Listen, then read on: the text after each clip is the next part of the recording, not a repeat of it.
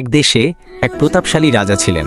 তার ছিল বিশাল সেনাবাহিনী আর অগাধ ধনসম্পদ, কিন্তু রাজার মনে শান্তি ছিল না। তিনি সবসময় আরও বেশি ক্ষমতা আর খ্যাতির পেছনে ছুটতেন।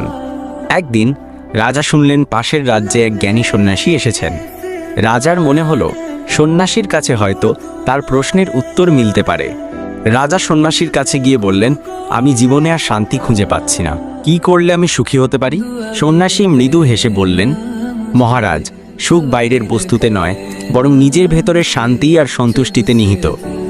রাজা অবাক হয়ে বললেন, কিন্তু কিভাবে আমি সেই শান্তি পাব?